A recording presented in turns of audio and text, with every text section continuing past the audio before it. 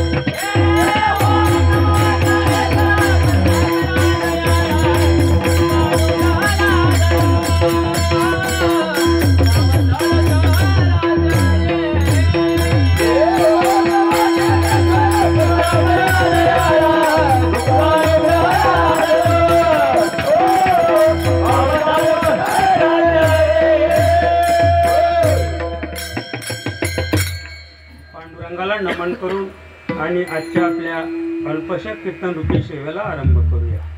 तत्प्रथम थोडक्यात सांगायचं म्हणजे नरदेही येऊनी करावे कीर्तन, नरदेही येऊनी करावे कीर्तन, नरदेही येऊनी करावे कीर्तन, नरदेही येऊनी करावे कीर्तन, वाचे नाम शरण विठोबाचे, वाचे नाम शरण विठोबाचे। नाथ महाराज सांगतात नरदेही येऊनी करावे कीर्तन, वाचे नामस्मरण विठोबाचे।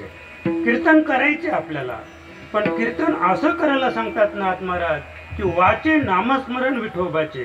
करावे कीर्तन वाचे गावे हरीचे गुण जनाबाई सांगते. करावे कीर्तन वाचे गावे हरीचे गुण तुकोबाराया सांगतात. करावे कीर्तन वाचे गावे हरीचे गुण जनाबाई सांगते. निळोबाराया सांगतात करावे कीर्तन वाचे गावे हरीचे. म्हणजे अनेक संतांनी दाखला दिलेला आहे की कीर्तन याचं मुख्य उद्दिष्टच हे आहे की नामस्मरण करणं. पण कार्य बदललेलं आहे बरं का. सध्याची स्थिती पारमार्थिक स्थिती अतिशय वाईट आणि बिकट झालेली आहे. प्रत्येक माणूस आजच्या स्थितीला व्यावसायिक दृष्टीने पाहून राहिलेला आहे. व्यावसायिक दृष्टीने पाहून राहिलेलं आहे. आता म्हणजे कीर्तन करणं म्हणजे पाठांतर करणं. पाठांतर करून समाजाला रंजवणी करणं सध्याचा हा विषय आहे. आणि त्याच्यामुळं परमार्थ हा अधोगतीला लागलेला आहे. वाढीच नाही परमार्थ. फार अवस्था बिकट आहे. पण बिकट अवस्थेतून बाहेर पडायचं असेल तर नाथांच्या उक्तीप्रमाणे वाचे नामस्मरण विठोबाचे. प्रत्येकाने भगवंताचं नामस्मरण करणं या नाव कीर्तन. आणखी तुकोबांच्या भाषेत कीर्तन चांग कीर्तन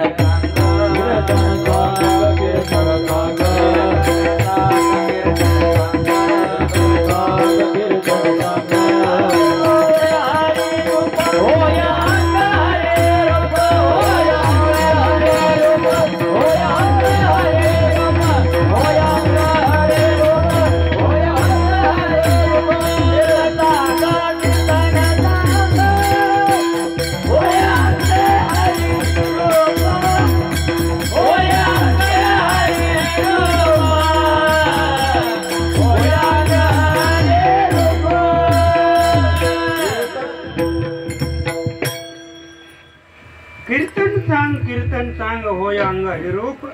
आता आपण विचार केला तुकोबारायांच्या कडव्याचा तर कीर्तन चांग नाही कीर्तनाचं अंग. कीर्तनाचं अंग कीर्तनाचं अंग होय अंग हरिरूप. कीर्तन चांग नाही कीर्तनाचं अंग. कीर्तनाचं अंग असं आहे की तो हरिरूपच होऊन जाईल.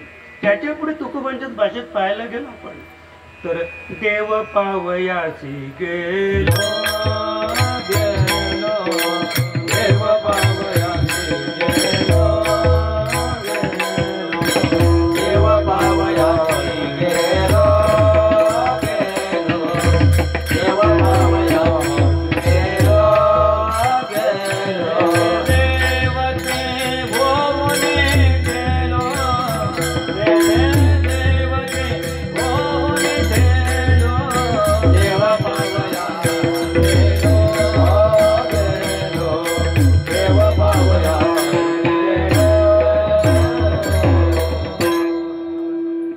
सांगतात देव पाहावयाशी गेलो तेथे देवाची होऊन ठेलो. म्हणजे मी शिल्लकच उरलो नाही.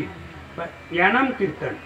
कीर्तनाने मनुष्य प्राण्याची साधकाची भक्ताची अशी दशा होते बरं का. दशा तुटली. दशा होणे म्हणजे काय. दशा लक्षात आली ना. फार अवस्था फार दशा झाली हो त्याची. म्हणजे प्रापंचाची दशा म्हणजे प्रपंचाचं वाटोलं होणं या नाव दशा. वाटोलं होणं या नाव दशा. परमार्थात आपण उतरलो ना तर आपली दशा झाल्याशिवाय राहणार नाही. पण आम्ही कशासाठी उतरलोय. दशा होण्यासाठी. आम्हाला कोणीतरी मार्गदर्शन केलंय. तू ये इकडे बघ तुझी परिस्थिती कशी होईल ती. मग त्याची तब्येत पण सुधारते आणि परिस्थिती सुधारते आणि मग तो लोकांना सांगतो माल घातल्यापासून चल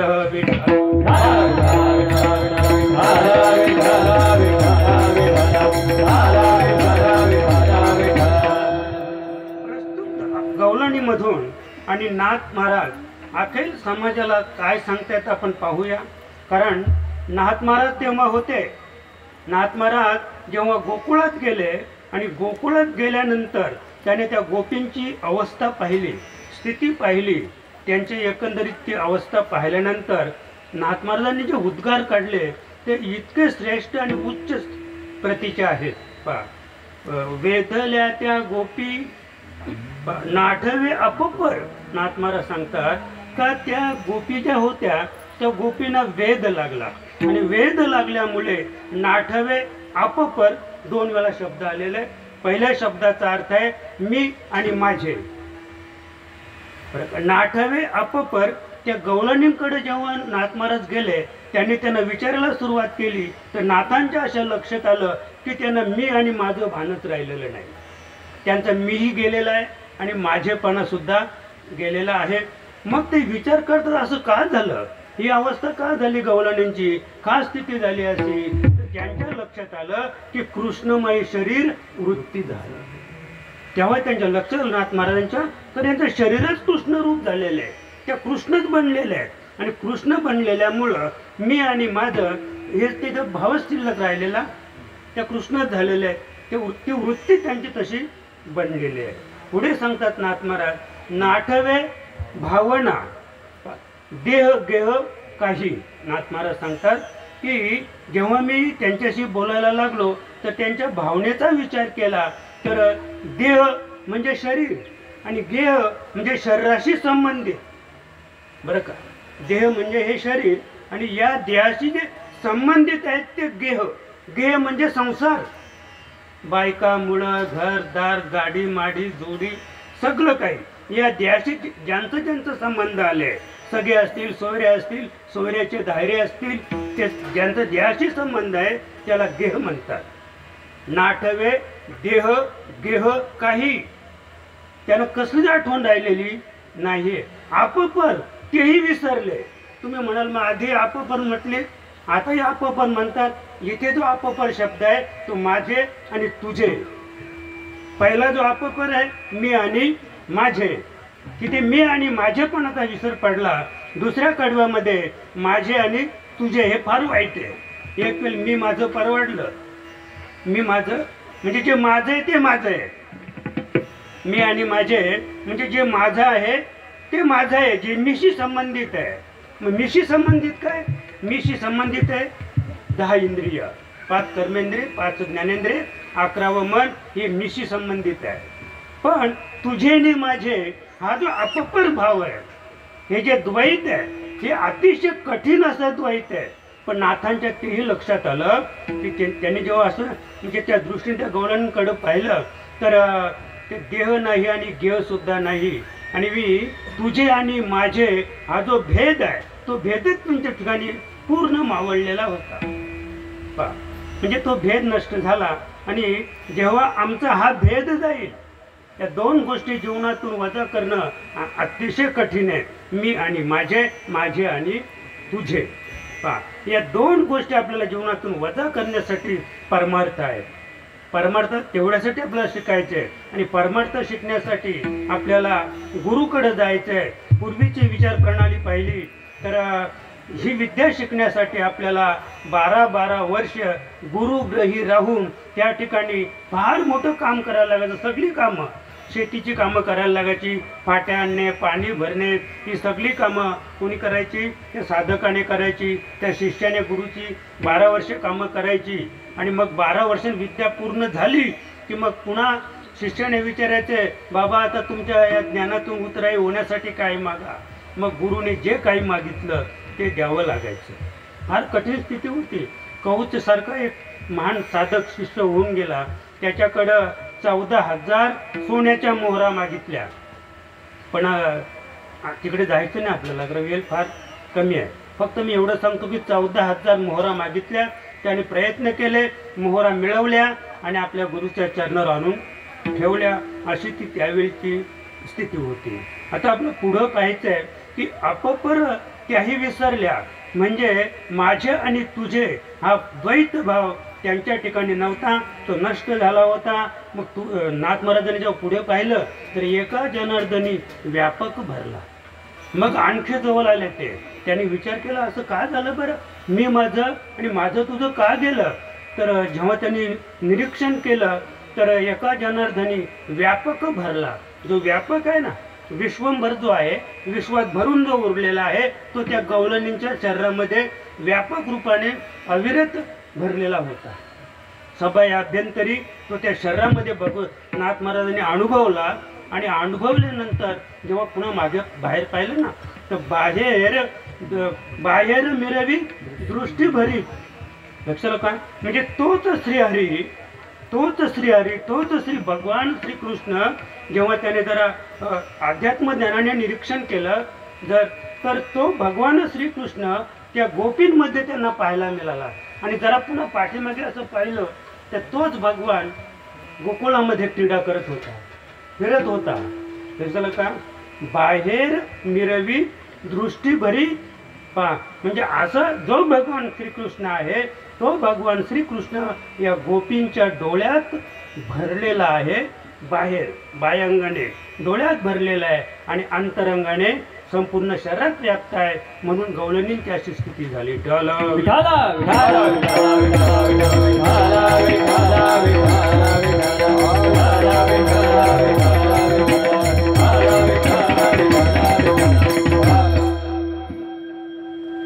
आता आपल्याला आजचं जे कार्य आहे त्याला काही विशिष्ट अशी मर्यादा आहे. तुकोबा सांगतात चरित्र ते उच्चारावे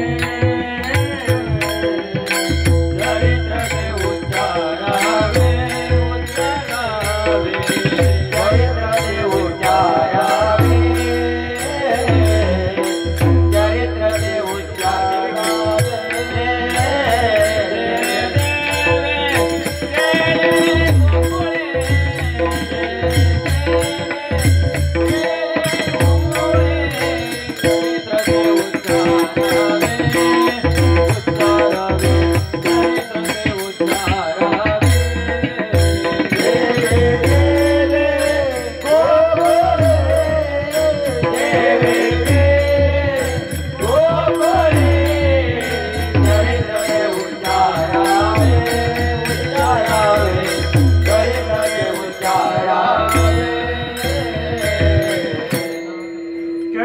उच्चारावे देवे केले गोकुळी त्याला म्हणतात काल्याचा कार्यक्रम.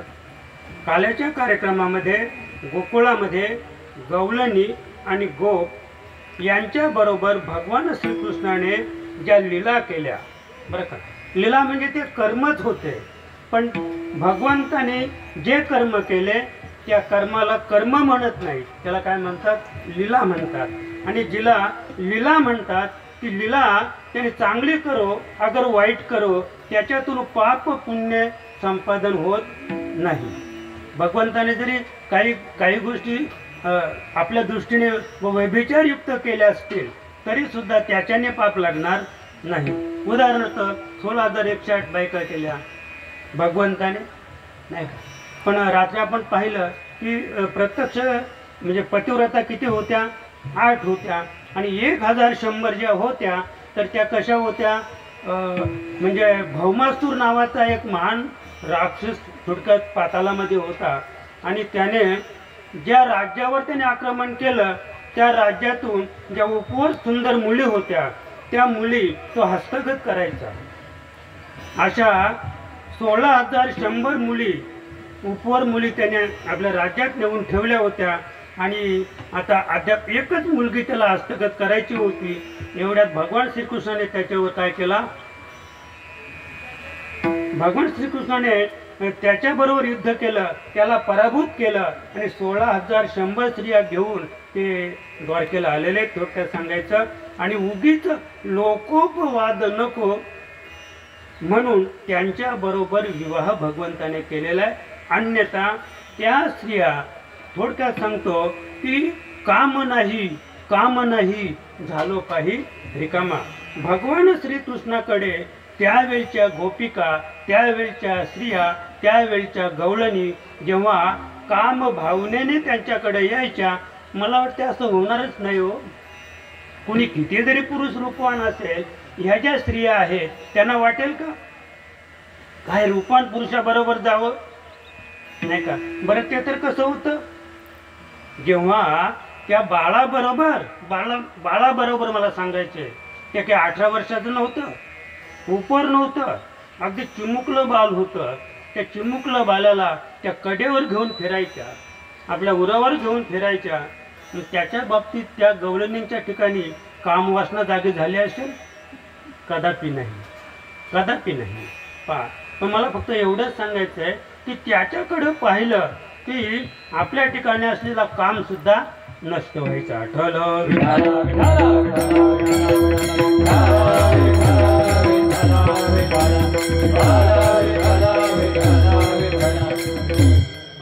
आणि म्हणून अगदी थोडस भगवद्गीतेचा आपण आधार घेतला तर यदा यदा हि धर्मश्च ग्लानिर्भवति भारत अभ्युत्थानम धर्मश्च तदात्मानं परित्राणाय साधूनां विनाशाय च दुष्कृतां धर्म संस्थापनार्थाय संभवामि.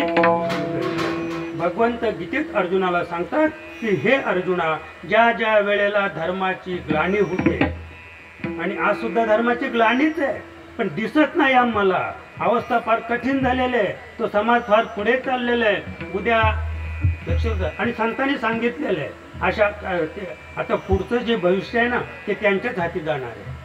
संतांच्या उक्तीप्रमाणे हिंदू नष्ट होणार आहे. हिंदू नष्ट होणार आहे का नष्ट होणार आहे तर आपल्यातील अपपर भाव जो आहे तोच अद्याप नष्ट झालेला नाही.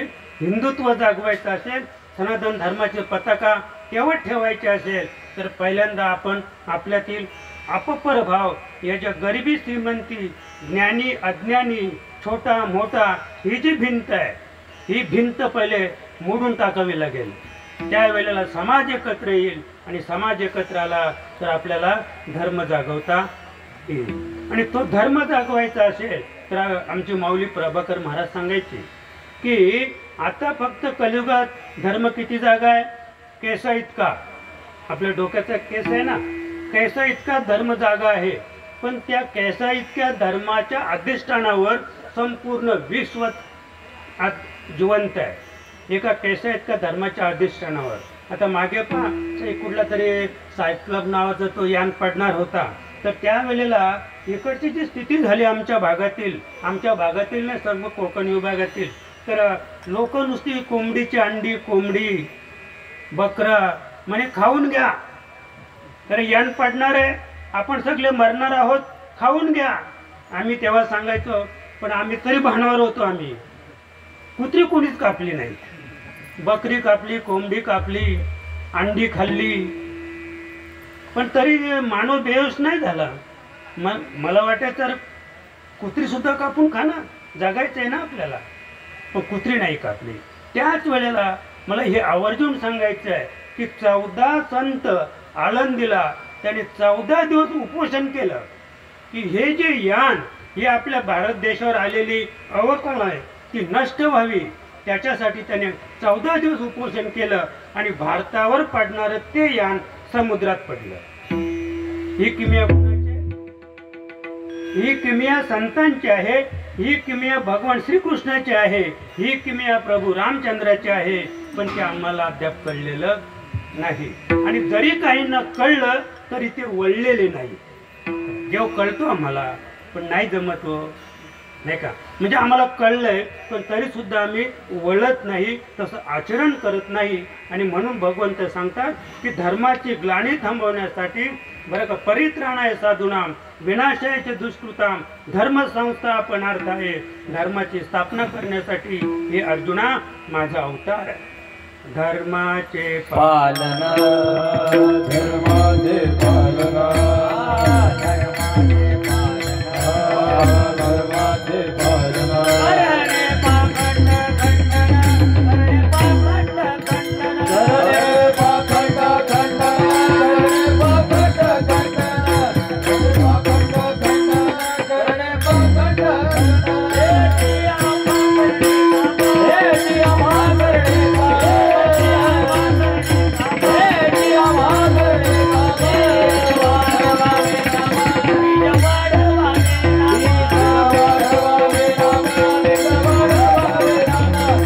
अरे पाखंड खंडन, हे संतांचं कार्य आहे महाराज. धर्माचं पालन करणे पाखंड खंडन, हेच करणे आम्हा काम, बीज वाढवावे नाम.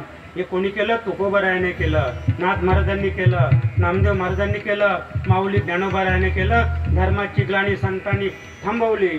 अन्यथा विचार केला तर धर्म रक्षावया अवतार घेशी, आपुल्या पालिशी भक्तजना. हे अवतार कार्य आहे भगवान श्रीकृष्णाचं, हे अवतार कार्य आहे प्रभू रामचंद्राचं, धर्माची ग्लानी थांबवण्यासाठी. त्यांना अवतार घ्यावा लागला. पण भगवंताने जेव्हा अवतार घेतला महाराज, त्यावेळेला ती ग्लानी थांबवण्यासाठी त्यांनी काय केला, शत्रूचा निपात केला. प्रभू राम जन्माला आले, रावणाने अधर्म मांडला होता, रावणाला मारलं, कार्य संपलं. 8व्या अवतारामध्ये भगवान श्रीकृष्ण अवतरित झालं धर्मरक्षावया, धर्माचं रक्षण करण्यासाठी. कारण कंसाने अधर्म मांडला होता, कंसाला मारलं, बस कार्य संपवलं. पण संतांचं तसं नाही आहे. ह्याची करणे आम्हा काम, बीज वाढवावे नाम. म्हणजे धर्म आणि धर्माचं बीज या दोन्ही गोष्टी कोणी सांभाळल्या असतील तर संतांनी सांभाळल्या. एखादा अधर्मी आहे, मग अधर्मीला मारला का संतांनी? नाही, त्याच्यात परिवर्तन घडवलं. काय केलं? जो अधर्मी आहे, जो वाईट आहे, जो चोऱ्या करतो, जो माऱ्या करतो, उदाहरणार्थ वाल्या कोली, रत्नाकर नावाचा ब्राह्मण होता तो, पण त्या धंद्यावरून त्याला नाव पडलं कोळी. वाटमाऱ्याचा धंदा करायचा म्हणून त्याचं नाव पडलं कोळी. पण नारद मुनींची भेट झाली, संतांची भेट झाली. संतांनी म्हणजे नारद मुनीने वास्तविक त्याला त्रिशूलाने मारून टाकायला पाहिजे होता. तेवढा दुष्ट वृत्तीचा तो वाल्या कोली, त्याला वास्तविक नारदाने मारायला पाहिजे होतं, पण मारलं का? नाही मारलं. तर काय केलं? त्याच्यात परिवर्तन घडवलं. देह तोच राहिला, वाल्या कोल्ह्याच्या द्याला वाल्मिकी नाव पडलं. असं काही करा, असं काही करा नाही का? आता आपण पाहतो, अरे परश्या आला का? परश्याने बंगला बांधला, तर परश्या कोण झाला? आले का? आले का म्हणतात? आला नाही. आले का परशुराम शेठ आले? पहा, हा परशुराम शेठ का झाला परश्याचा? बंगल्यामुळं. आता इथे आपण ही स्थिती पाहिली ना, तर मला तर नवल वाटतंय. आमची माऊली सांगायची, एक वेळ तुम्ही 2 एकर जमीन खरेदी करण्याचा विचार कराल, बंगला 1 माल्याच्या ऐवजी 2 माल्याचा बंगला बांधाल, त्याला उत्तम कलर हे ते सगळं, आणि मग प्राणप्रतिष्ठा वगैरे, आणि मग सगळ्यांना आमंत्रण कशासाठी? जेवणासाठी नाही, बंगला पाहण्यासाठी. पण आमची माऊली सांगायची, अशी कुणालाच बुद्धी होणार नाही की भगवंताचं मंदिर बांधावं असं. आता आमच्या अशोक भाऊंना जेवढंच या ठिकाणी धन्यता द्यावी तेवढी थोडीच आहे की त्यांनी ही एवढी जागा त्याच्यासाठी राखलेली. इथे एक बिल्डिंग होईल, 4 माल्याची बिल्डिंग या ठिकाणी झाली, कोट्यावधी रुपये त्यांना मिळतील. पण आता फसलेत ते. आता इथे उद्या प्रसंग आला तर त्यांना बिल्डिंग बांधता येणार नाही. ही जागा भगवान शंकरासाठी राखीव ठेवण्यात आलेली आहे. या राखीव जागेवर कोणत्याही प्रकारे त्यांना अतिक्रमण करता येणार नाही. आणि अतिक्रमण केलं तर ते मोडण्यासाठी ग्रामपंचायत येणार नाही. ते काम कोण करील? भगवान शिव. विठ्ठल विठ्ठल.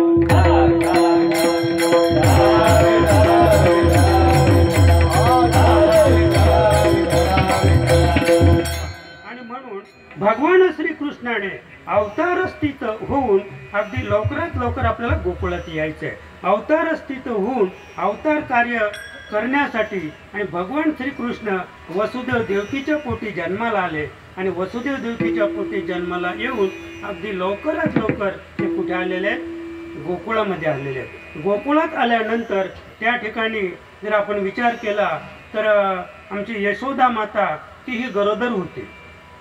तिला एक मुलगी झाली होती, पण तिचं बालनपण झालं हे तिलाच माहीत नव्हतं.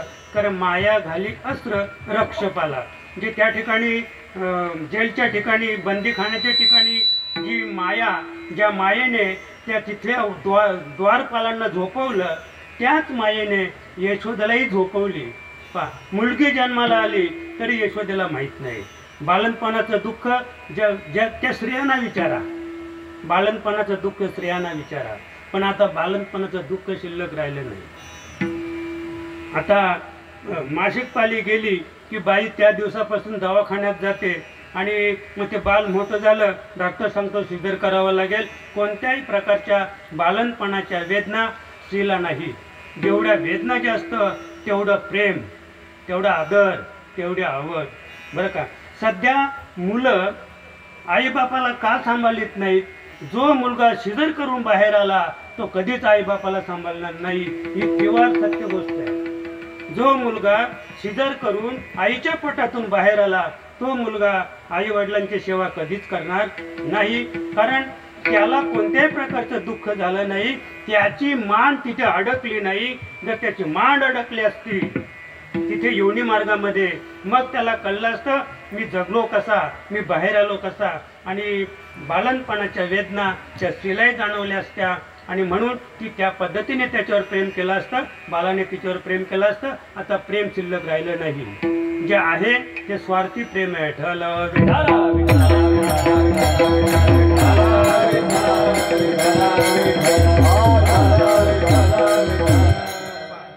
आता भगवान श्रीकृष्ण गोकुळात वसुदेवाने आणलेले आहेत, गोकुळात गेलेले आहेत, नंदाच्या घरी गेलेले आहेत, आणि तिथे त्या बाळाला तिच्या कुशीला लावली आणि ती माया उचलली आणि ते कुठे आले, मथुरेत आलेले आहेत. मथुरेत आल्याबरोबर मायेने आकांत केला वगैरे वगैरे, आपल्याला मथुरेत जायचंच नाही. इकडे भगवान श्रीकृष्ण जसा तिथे ठेवला, वसुदेव निघून गेले आणि यशोदा मातेला जाग आली पाहते तर प्रसूत झालेले आहे, बाळ तिच्या कुशीला रडून राहिलेले भगवान श्रीकृष्ण, आणि सगळं अगदी आनंद झालेले. अगदी थोडक्यात सांगायचं म्हणजे कृष्ण गोकुळी जन्मला, गोकुळी जन्मला, गोकुळी जन्मला, गोकुळी जन्मला,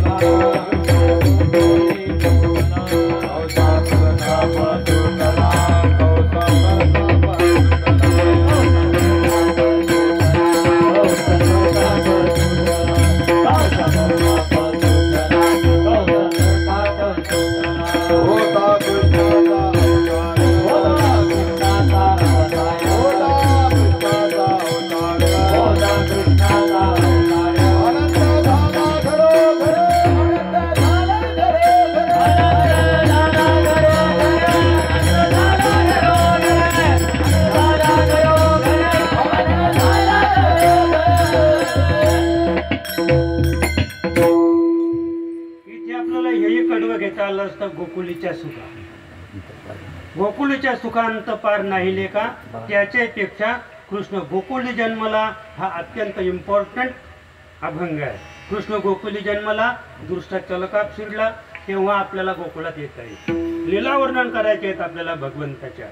पहा, आणि म्हणून गोकुळात जेव्हा भगवान श्रीकृष्ण जन्माला आला त्याच वेळेला दुष्ट चलकाप सुटला, कंसाच्या ठिकाणी भीती निर्माण झाली. तो काही खातच नव्हता, त्याला झोपच लागत नव्हती, आणि मग सभा भरवली की आपला राजा आहे, आणि राजा जर काही खात नसेल, राजा जर काही पीत नसेल, राजाला झोप लागत नसेल, सभा घेतली.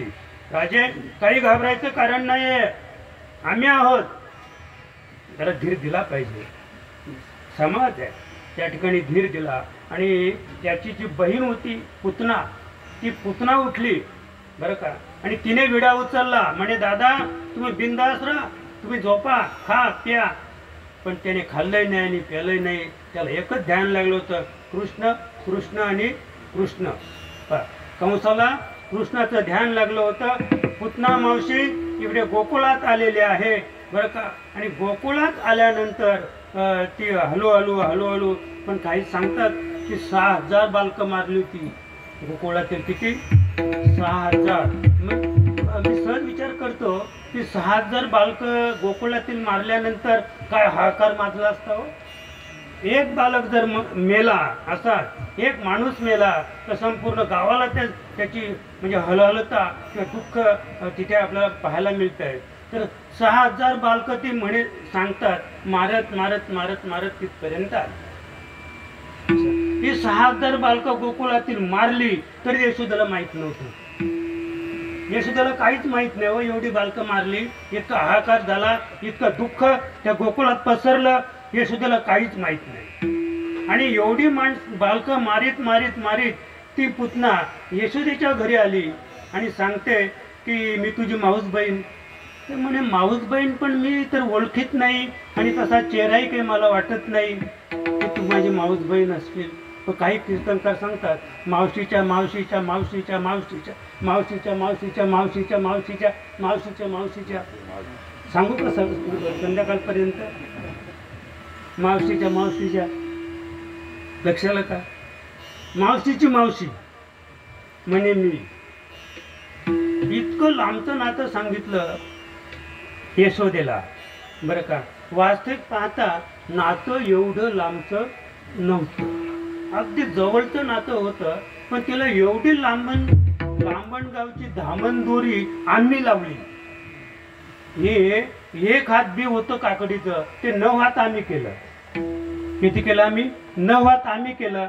आणि मग मला जेव्हा समजलं की 9 हात आहेत, मग मी 9 गुणिले 9 केले. मी काय केलं? 9 गुणिले 9 किती झाले? 81. दुसऱ्याने ऐकलं, त्याने 81 गुणिले 81 केलं. वाचतील ना 4? झालं.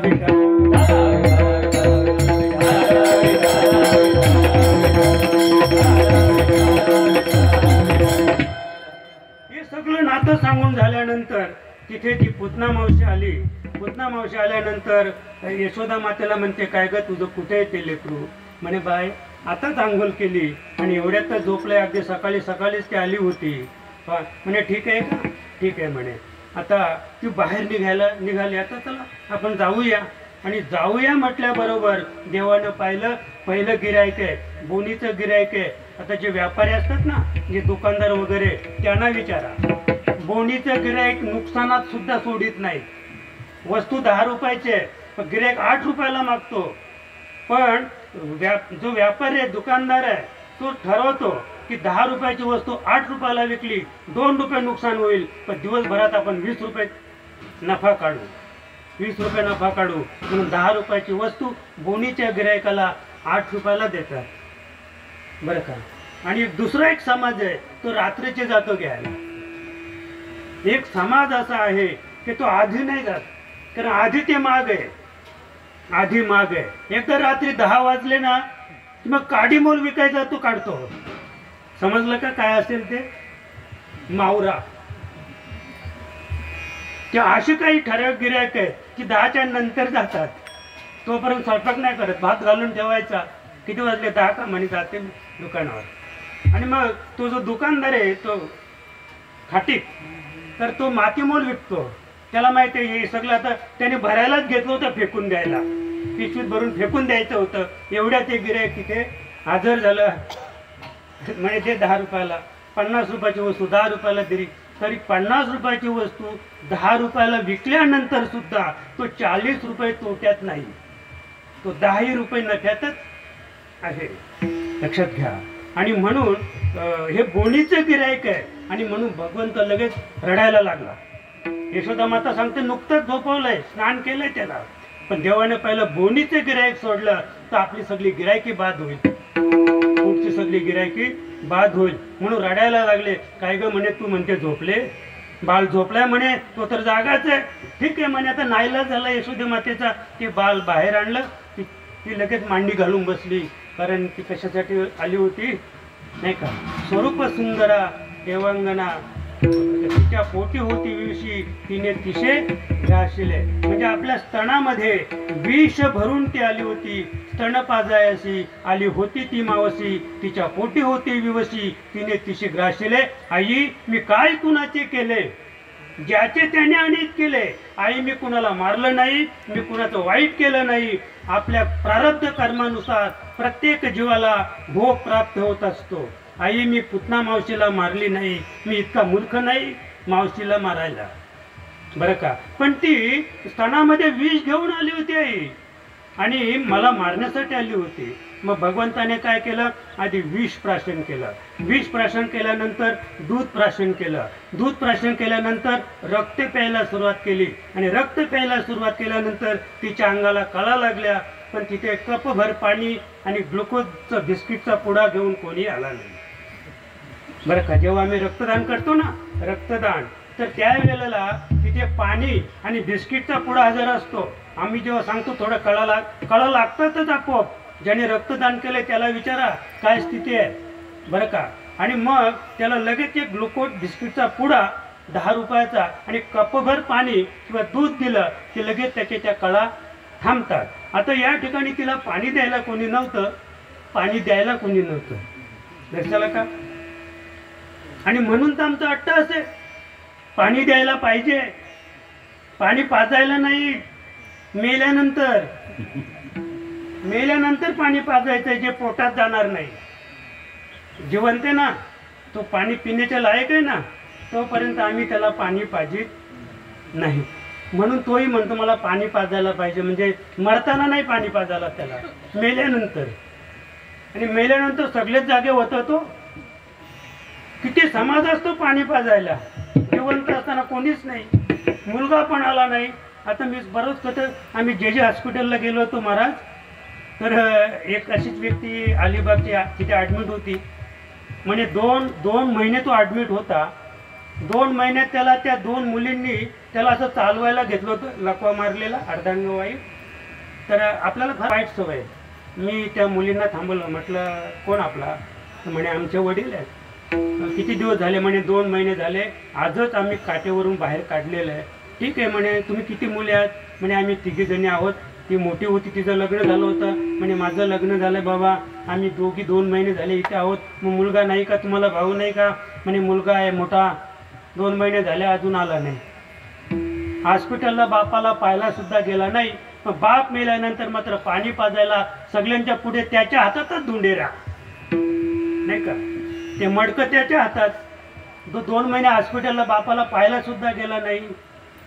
पाणी त्याने पाजायचं. लोक पाणी दे बाबा तू आधी मान कुणाला आहे? त्याच्या मुलाला आधी पाणी पाजायचा मान आहे, ज्याने आयुष्यात कधी पाणी पाजलं नाही.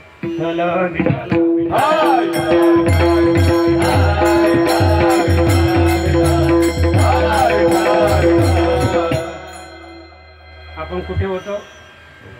तिच्या अंगाला कळा लागल्या, भगवंत रक्त शोषण करायला लागला, अगदी कळा लागल्या, पण तिला पाणी पाजायला किंवा ग्लुकोजचं बिस्किटचा पुडा द्यायला कोणी शिल्लक नव्हता. शेवटी अगदी बेहोश झाली आणि आपला प्राण तिने सोडला.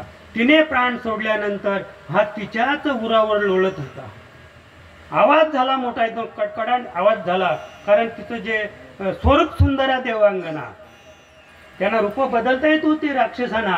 ते लहान व्हायचे, मोठे व्हायचे, किती सुंदर व्हायचे, आक्रळ विक्रळ सुद्धा व्हायचे. आणि पुतना ही राक्षसीन होती, अतिशय सुंदर रूप घेतलं होतं. पण जसं तिच्या उरावरी लोळे, तिच्या उरावर जसा लोळायला लागला, देहातील प्राण जसा निघून गेला, तिचं मूळ स्वरूप प्रकट झालं, आवाज झाला. यशोदा बाहेर आली. यशोदेने बाळाला उचलून घेतलं. वाचला गे माझा, वाचला. मला काय सांगायचंय, पण नामदेव महाराज सांगतात 500 माणसं 500 कुऱ्हाडी घेऊन दिवसभर तोडीत होते. ते प्रेत घरातून बाहेर काढायचे ना. 500 माणसं दिवसभर 500 कुऱ्हाडी घेऊन ते प्रेत तोडीत होते. तुकडे तुकडे केले त्या प्रेताचे आणि मग बाहेर नेलं. बाहेर नेल्यानंतर नामदेव महाराज सांगतात अग्नी द्यायला कोणी नव्हता. कोणी कसा थांबेलो अग्नी द्यायला? पण नामदेव महाराज म्हणतात मलाच दया आली. नाही का, नामा म्हणे अग्नी भयभीत प्रेत, नामा म्हणे अग्नी देत, मीच म्हणे अग्नी दिला. काय भाग्यवान असेल ती पुतना, काय भाग्यवान असेल. आम्ही जेव्हा मरतो ना, आमचा मुलगा अमेरिकेला आहे, तिकडनं फार ऐकायला मिळतात गोष्टी. म्हणे मला ते काय व्हिडिओ कॉल करा म्हणे. म्हणजे व्हिडिओ कॉलमध्ये त्यांनी बापाला पाहिलं, मेलेल्या बापाला. मला येता येणार नाही, पण आता प्रेत तरी मला दाखवतं व्हिडिओ कॉलमध्ये. आता ते व्हिडिओ कॉलमध्ये पाणी पाजेल का बापाला? म्हणजे फार कठीण. पण बापाला तसंच पाहिजे. बाप पण अमेरिकेला आहे, महिन्याला 5 लाख पगार आहे. मग खाऊ दे त्याला, तू मर, तुला पाणी पाजायला नाही तो. लक्षात का? फार कठीण स्थिती आहे. असू द्या. आपण कुठे होतो? भयभीत प्रेत. म्हणजे अग्नी द्यायला सुद्धा मुलगा हजर राहू शकला नाही. आणि म्हणून नामदेव महाराजांनी तिला अग्नी दिला.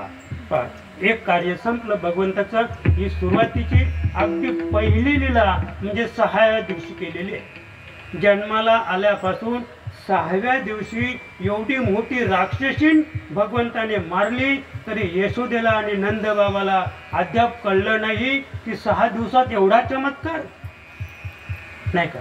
हे जेव्हा कळलं, कंसाचे अध्यक्ष धाबत आणले. अरे बापरे, पुतण्याला मारली 6 दिवसाच्या बाळाने. पुन्हा मीटिंग झाली. पुन्हा मीटिंग झाल्यानंतर महाबळ नावाचा भट आला. महाबळ नावाचा भट त्याने विडा उचलला म्हणे मी करतो हे काम. बरं का, इतकं सुंदर वर्णन आहे नामदेव महाराज सांगतात. भट आला से माबळ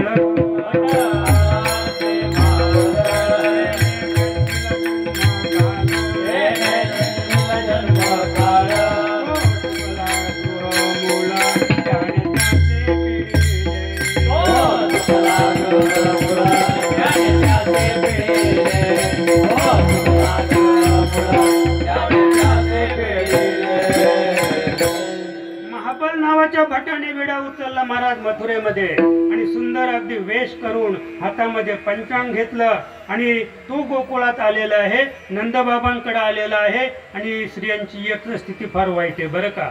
म्हणजे नुकतंच गर्गमुनी येऊन गेले होते. गर्गमुनीने उत्तम गुण सांगितले. 16 सहस्र स्त्रिया अष्ट त्या नायका करील बायका तुझा कृष्णा, धर्माचं रक्षण करील, गायी ब्राह्मणांचं रक्षण करील, हे सगळं सांगितलं होतं. पण एक गोष्ट मात्र त्याने सुंदर सांगितली होती का हा कुलनाशी रे. कशाला का हा कसा आहे, हा कुलनाशी रे बरं का. पण जेव्हा हा महाबल भट आला त्याने त्याचं वर्णन इतकं वाईट केलं की हा कुळाचा नाश करणार आहे. हे कटू सत्य, हे कटू सत्य. पण गर्ग तो चुकला गणिताशी.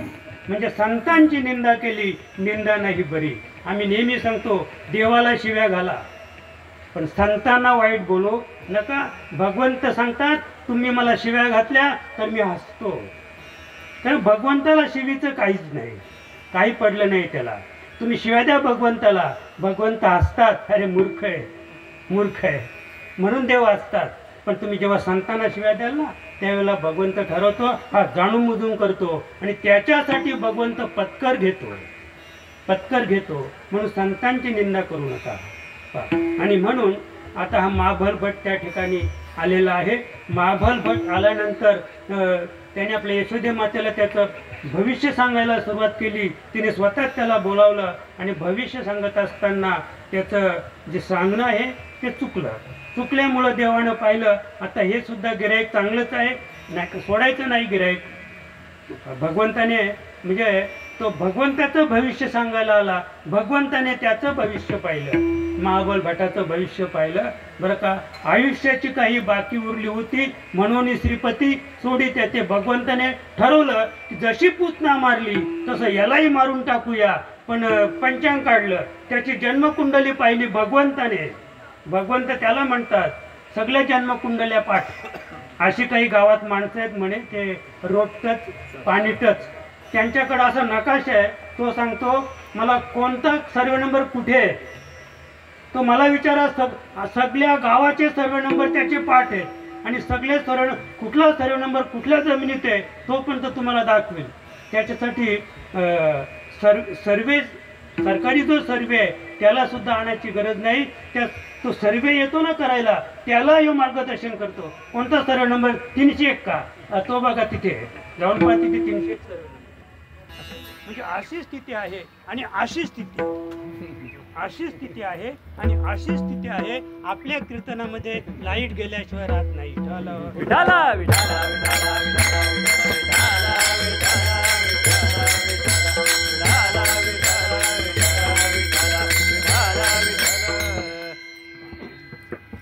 महाबल भट त्या ठिकाणी आलेला आहे.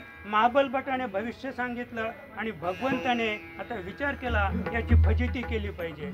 जेव्हा आम्ही देवाशी खोटं बोलतो तेव्हा आपली फजिती झाल्याशिवाय राहणार नाहीये. भगवान प्रभू राम जेव्हा लंकेला सीता शोधार्थ जात असताना शबरी मातेकडे गेले. शबरी मातेने अगदी 12 वर्षापासून सडासमार्जन करत होती. प्रभू रामाच्या अगदी डोळ्यात तेल घालून वाट पाहत होती. न जाणो मी रात्री झोपले आणि देव माझ्या दारावरून माझ्या कुटीवरून गेले तर 12 वर्षे डोळ्याला डोळा लावला नाही महाराज. तिला म्हणतात शबरी. ती जगाची माता होऊन गेली, 12 वर्षे डोळ्याला डोळा लावला नाही. आणि भगवंत एक दिवशी तिच्याकडे आले. 12 वर्षे तिने गोड बोर गोड अगदी दाताने म्हणजे चाखायची, दाढेखाली घालायची गोड आहे ते ठेवायची. 12 वर्षाची बोरं जशीच्या तशी ताजी होती महाराज. तो काळ राम राज्य होतं. ते राम राज्यामध्ये काहीच शिलं होत नव्हतं. बरं का. रात्रीचा भात सकाळी आम्हाला फेकून द्यावा लागतो. सकाळी आणलेला हार संध्याकाळी कोमेजून जातो, फुलं कोमेजून जातात. आता पुढे सांगू का. सीतामाईच्या गळ्यामध्ये अनुसया मातेने 14 वर्षापूर्वी एक वेणी मांडली होती. वेणी, ती वेणी 14 वर्षापर्यंत ती मोगऱ्याची फुलं कोमेजली नाही. जेव्हा भगवान प्रभू रामचंद्र सीतेला घेऊन अगस्त्य मुनीकडे आले त्यावेळेला लोपामुद्रा मातेने सीतेला विचारलं, काय गं सीते, ही वेणी केव्हा माळवली? तर ती सीतामाई सांगते, 14 वर्षापूर्वी अनुसया मातेने माझ्या केसाला ही बांधलेली वेणी 14 वर्ष झाली तरी फुलं मावळली नाही. बरं का. 12 वर्ष झाली तरी बोरं तशीच होती, सुकली नव्हती. पण जेव्हा ते त्या ठिकाणी आले अगदी प्रेमाने ती बोरं द्यायला लागली. बरं का. देव भावाचा भुकेला हाची दुष्काळ खायला. भगवंताला तोच दुष्काळ आहे जगामध्ये. तुम्ही देवाला काही द्या, अगर काही देऊ नका. नाथा नाथा घेऊ घाला न घाला. कर्नाटकचा पांडुरंग जेव्हा पैठणला आला तर जेव्हा नाथाने देवाला विनंती केली, देवा तुम्ही राजाकडे होता, राजाकडे सोपास्कार का असतील, तुम्हाला किती सुंदर सुंदर खायला मिळत असेल, मी सामान्य माणूस आहे देवा, तुम्हाला इथे तिथले सोपास्कार, तिथले 56 प्रकारचे भोग तुम्हाला इथे मिळणार नाहीत. मग देवाने नाथांना सांगितलं, देवा जेव घाला न घाला, मला तुम्ही जेवायला सुद्धा देऊ नका. आता इथे भगवान प्रभूने ते बोर हातात घेतलं, इतका आनंद झाला. त्याच्यावर ओमचा ठसा होता, नामाचा ठसा होता. देवाने एक बोर खाल्लं आणि एक बोर लक्ष्मणाला दिलं. लक्ष्मणाने ते बोर अगदी चारी बाजूने फिरून पाहिलं तर त्याला समजलं की इथे दाताचा ठसा आहे, हे बोर चाकलेलं आहे, म्हणजे हे बोर उष्ट आहे, म्हणून त्याने फेकून दिलं. 1 दिलं, 2 दिलं, 3 दिलं, अशी 4-5 बोरं प्रभुराम एक खायचा आणि त्याला द्यायचा, तो फेकून द्यायचा. आणि नेमकं त्याला बोर दिलं आणि भगवंताने असं तिडकं पाहिलं, त्याने बोर फेकून दिलं होतं. देवाने पाहिला त्याला पुन्हा बोर द्यायचं. किती 14 वर्षापर्यंत प्रभू रामाने लक्ष्मणाला विचारलंच नाही, तू काही खाल्लं का? बरं, फळं कोण आणायचा? लक्ष्मण. मग रामाला काय वाटायचं, हा पोट भरून खात असेल, जंगलात पोट भरून खात असेल, उरलेले मला आणत असेल. देवाने कधीच विचारलं नाही. देव इतका दूध खुला नाही. देवाला सगळं कळत होतं. पण हाची दुष्काळ आज सुद्धा ती स्थिती. मला तुम्ही अगदी ठोक सांगा, कुठल्या मालकाने मालकिनीला विचारलंय तू भाकर खाल्ली का म्हणून? तिने 20 भाकरी भाजलेल्या आहेत, सुंदर भाजी केलेली आहे, बरं का. सगळी मंडळी भाकरी खाऊन झालेले आहे, 5 भाकरी टोपलीत आहेत, तरी ती म्हणते मला वेल नाही आहे. 5 भाकरी तिच्यासाठी आहेत. त्या भाकरी दुपारी खाल्ल्या बाकीच्या मंडळीने, पण कोणी विचारलं का तू सकाळी भाकर खाल्ली का? नाही, कारण सगळ्यांना माहिती आहे तिने खाल्लीच असेल. ते रोडगा माहिती आहे ना तुम्हाला, नाही का. होती एक अशी बाई, ती काहीच खात नव्हती. नवरा बाहेर गेला की असा रोडगा बनवायची, त्याच्यात तूप हे ते सगळं टाकायची आणि ती चुलीमध्ये टाकायची तो रोडगा, बरं का. चुलीत म्हणजे इंगलावर भाजलेला रोडगा आणि तव्यावर भाजलेला रोडगा, त्याची चवी वेगळी असते. मग तो रोडगा ती खायची, नवराला का सांगायची मी काहीच खात नाही. तर ती जाऊ दे, आपला ती कथा नाही. आपण कुठे होतो? इथे होतो. महाबल भट त्या ठिकाणी आलेले आणि महाबल भटाने ते भविष्य सांगल्यानंतर देव जागा झाला आणि देवाने आज्ञा केली कुणाला? पाठ, बरं का. ते पाठ ज्या पाटावर तो बसला होता ना, तर ते पाठ हलायला लागलं. तो उठायला गेला तर ते पाठ चिकटलं, आपल्या भुंड्यालाच ते पाठ चिकटलं. उठायला गेला, पाठ चिकटलं. काढायला गेला तर ते निघत नाही. एवढ्यात पाटा आला. पाटा माहिती आहे ना, साधारण 20 किलो ते वजन असते लोक, दगडाचा पाटा. तो पाटा येऊन छातीला लागला पुढून. आता त्याने तो पाटा धरून ठेवला, बरं का. म्हणजे समजा पकडला नसता तर खाली पडला असता, नाही का. ही अवस्था कोणाची झाली? पोपटाची, नाही का. पोपटाला म्हणून पकडला गेला ना, त्याने ते पकडलं, ती नळी पकडली आणि तो उलटा झाला, आकाशाकडे पाहायला लागला. म्हणजे नळी सोडली तर मरेन खाली पडून. आता पोपट उडून जातो का खाली पडून मरतो? पण त्याला भ्रम झाला, आकाशाकडे पाहायला लागला, नळी सोडलीच नाही. पारदी आला आणि त्याला पकडून नेला, तरी सोडित नव्हता. फार कठीण स्थिती आहे महाराज. आणि तशी अवस्था याची झाली, जर तो पाटा सोडला असता तर खाली पडला असता, याने आणखी घट्ट धरून ठेवला. सुरक्षा ही स्वतःची सुरक्षा. आणि पाठीमागून वरवंटा आला, पाठीमागून म्हणजे समोरून पाटा आणि पाठीमागून वरवंटा, काय अवस्था झाली असेल. आता पळायची प्रयत्न केला त्यांनी की पळून जावं घराच्या बाहेर, तर काय झालं, बाज निर्जीव बाज उठली.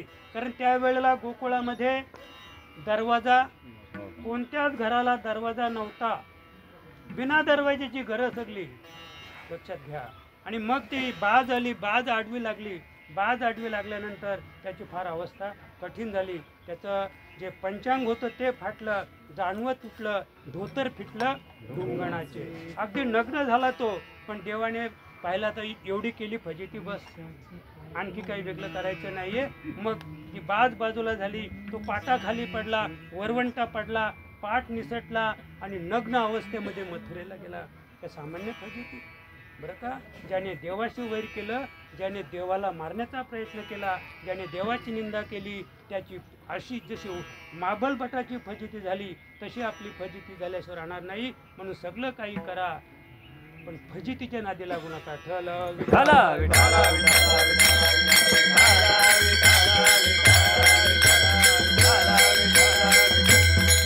अगदी त्याच्या पुढे आपण जाऊन आता भगवंत रांगायला लागला बरं का.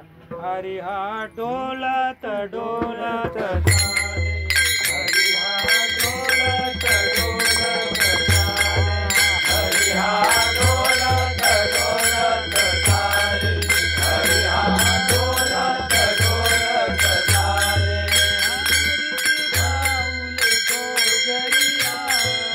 हरी पाऊले गोजरिया, हरी पाऊले गोजरिया, हरी पाऊले गोजरिया, हरी हा डोलात डोलात चाले, हरी हा डोलात डोलात चाले, हरी हा डोलात डोलात चाले, हरी हा डोलात डोलात चाले. आता हरी चालायला लागला, रांगायला लागला. हरी हा रांगत रांगत चाले, असं या अभंग आहे. आता रांगायला लागला. जेव्हा भगवंत रांगायला लागला तेव्हा आता आपण जास्त वेळ घेणार नाही. मग काग नावाचा राक्षस आला, काग बरं का. यशोदा मातेने काय केलं होतं, एका ताटामध्ये त्याला दही भात दिलं होतं बाळाला, आणि ते हातावर ताट घेऊन ते जेवत होतं. तिथे कागाची झपेटी, कागाने झपेटी मारली. लहान मुलं जर बाहेर तुम्ही त्याला भाकरी भात देऊन पहा, तिथे जर कावळा आला ना, तर त्या बाळाने त्याला कितीही जर उसकण्याचा प्रयत्न केला तरी कावळा त्याला घाबरत नाहीये. अगदी तो तिथे चोच घालतोच, त्याची भाकर तो उचलणार, त्याला माहिती हे काय मला मारू शकत नाही. म्हणून तिथे तो राक्षसच पण कागाच्या रूपाने आला.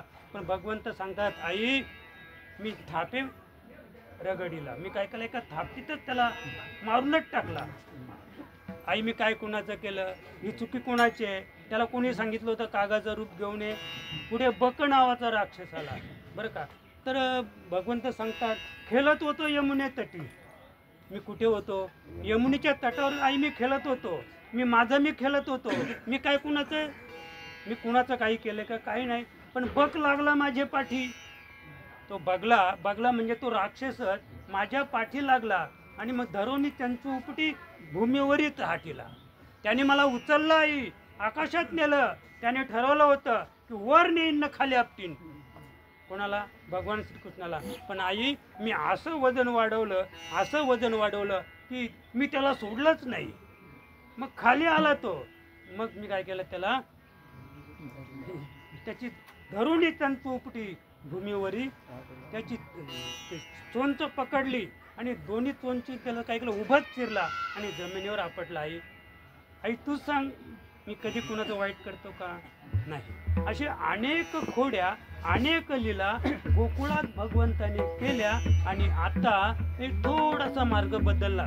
जेव्हा ते रांगायला लागले, फिरायला लागले, तेव्हा भगवंताच्या लक्षात आलं की अरे 9 लाख गायी नंदाच्या, नंद ही पदवी होती बरं का. ज्याच्याकडे 9 लाख गायी आहेत तो नंद, 9 लाखापेक्षा जास्त गायी ज्याच्याकडे आहेत तो महानंद बरं का. आणि म्हणून नंद ही पदवी आहे. नंद ही पदवी आहे. जशी सरपंच ही पदवी आहे तशी नंद ही पदवी आहे. 9 लाख गायी नंदाकडे होत्या महाराज.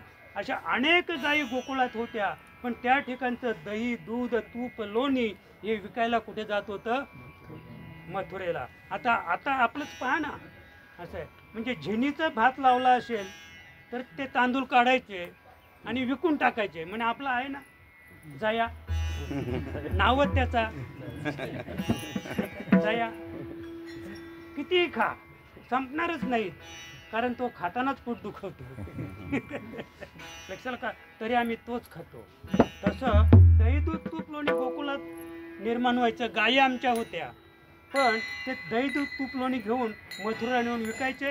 आणि मग भगवंत पण लहान होतं, पण विचार प्रणाली किती मोठी होती. देवाने ठरवलं, अरे हे असंच जर चाललं आणि जर उद्या कदाचित गोकुळ विरुद्ध मथुरा असं युद्ध जर निर्माण झालं तर आपली ही हडकुली मुलं कधी दूध नाही, तूप नाही, लोणी नाही, दही नाही, ताक नाही, काहीच नाही. सगळं ते खातात, ते दष्टपुष्ट होतील आणि मग आपल्या गोकुळाचा काय होईल?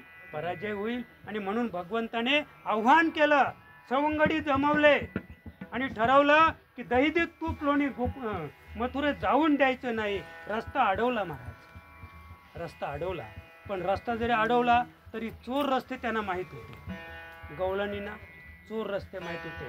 चोर रस्त्याने त्या जायला लागल्या. मग देवाने पाहिलं असं नाही चालायचं, आता आपण मुलावरच घाव घालूया, मुलावरच घाव घालूया. पहाती गवळणी, पाहाती गवळणी,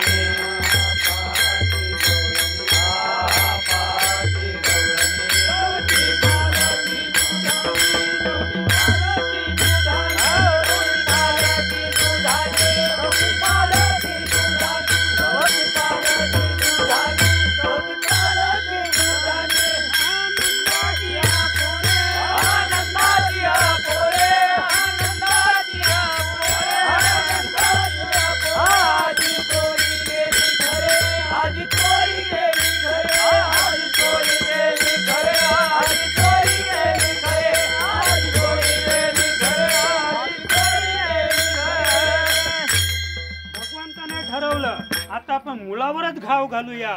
आणि म्हणून सवंगडी जमवले आणि ज्या ज्या घरामध्ये दही, दूध, तूप, लोणी निर्माण होत होतं त्या ठिकाणी त्याने घाला घालायला सुरुवात केली. ती गवलन आली, पाहती गवलनी तो ते पालथी. तर भगवंताने ठरवलं असं नाही करायचं बरं का.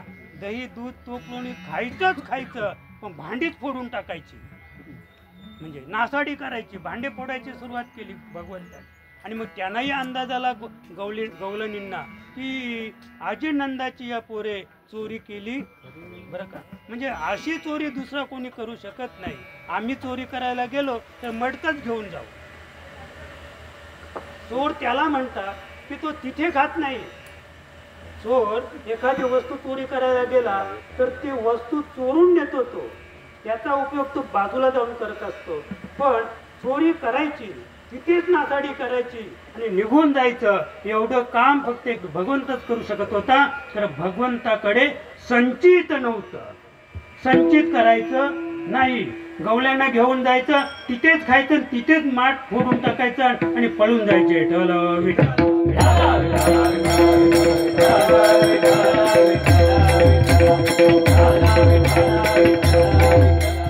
अगदी कंटाळल्या गवलनी, कंटाळल्या. कारण आपल्यालाही कंटाळा आलेले म्हणून लवकर आपण पुढे जायचं. आता 12 वाजले, 12ला फक्त 5 मिनिट कमी आहेत. आता मंडळला या ठिकाणी कालपासूनचा उपवास आहे शिवरात्रीचा. म्हणजे 12च्या नंतर या ठिकाणी आपल्याला काय करायचं आहे?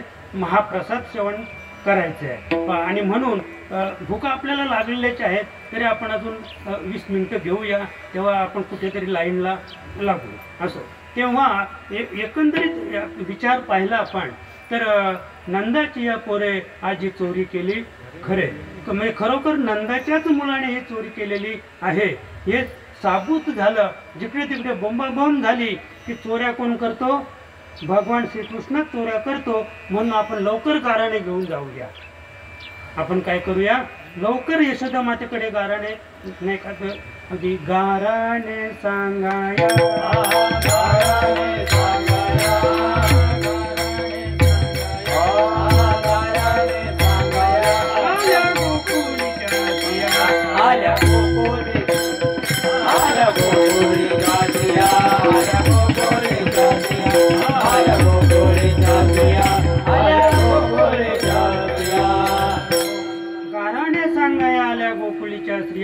सगळ्या गोकुळीच्या स्त्रिया एकत्र झाल्या, जमा झाल्या आणि अगदी म्हणजे एक प्रकारची मिटिंगच त्याने बिदीवर भरवली आणि यशोदेपर्यंत गेल्या. यशोदेला भगवान श्रीकृष्णाच्या खोड्या सांगायला लागल्या. यशोदा माता अतिशय काय झालेले, हतबल झालेले की माझा कृष्णा, माझं बाळ अशा खोड्या करणार नाही ग. पण आता तुम्ही सांगता बरं का, तुम्ही सांगता म्हणून एरवी विचार केला तर बरं का, ज्याचं आपण एवढं ऐकलं, ज्याची लीला आपण वर्णन केली, त्याचा विचार केला तर ओंकारा अरुते निर्गुणा परते आणि भक्तांची निरुते गोकुळी वसे. बरं का, कोण सांगतात? नाथ महाराज सांगतात ओंकारा परते. ओंकार त्याला सुद्धा तो कळला नाही, वेदांनाही नाही कळला. अंत पार त्याचा कानडा राजा पंढरीचा, तो गोकुळात जन्माला आला महाराज. बरं का, ओंकारा परते निर्गुणा अरुते म्हणजे निर्गुणालाही त्याचा शोध लागला नाही. भक्तांची निरुते गोकुळी वसे. तो भगवान श्रीकृष्ण भक्तांसाठी गोकुळामध्ये अवतार घेऊन कार्य करून राहिलेले आहे. आदि मध्य अंत न कळे ज्या रूपाचा, आदि मध्य अंत न कळे ज्या रूपाचा, तो बाळ नंदाचा म्हणवितो. तो काय म्हणतो? मी कोणाचा बाळ आहे? मी नंदाचा बाळ आहे. अरे आदि मध्य अंत न कळे ज्या रूपाचा, कुणालाच कळला नाही. तो सांगतो की मी कोण आहे? यशोदेचा, नंदाचा मी बाळ आहे. पण त्याचं कारण तुम्हाला मी सांगतो बरं का. एका जनार्दनी वेधल्या गवळणी, एका जनार्दनी, नाथ महाराज सांगतात एका जनार्दनी वेधल्या गवळणी आणि पाहत त्या दृष्टी कृष्णाच्या. बरं का, तटस्थ त्या ध्यानी कृष्णाच्या. म्हणजे कोणाच्या ध्यानी होत्या त्या? म्हणजे गवळणींना भगवंताचं ध्यान नव्हतं लागलं, त्या स्वैर होत्या, त्या नामस्मरण करत होत्या. पण तटस्थ त्या ध्यानी कृष्णाच्या, त्या कुणाच्या ध्यानात होत्या? ज्यांचं ध्यान भगवान श्रीकृष्ण करत होता त्या गवळणींची स्थिती नाथ महाराज अभंगाच्या पहिल्या चरणात वर्णन. वेधल्या त्या गोपी नाटवे अपार, वेधल्या त्या गोपी नाटवे अपार, वेधल्या त्या गोपी नाटवे अपार, वेधल्या त्या